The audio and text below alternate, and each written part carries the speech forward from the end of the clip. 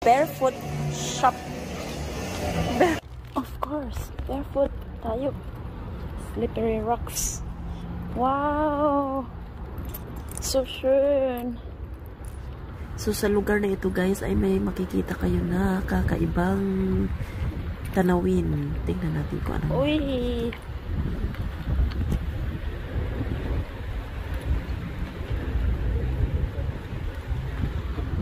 Wow!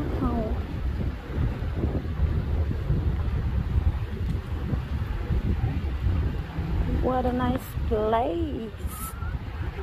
Napaka-relaxing naman talaga ng lugar dito. Ang sarap dito mag-date. Sana. Wow! Schön!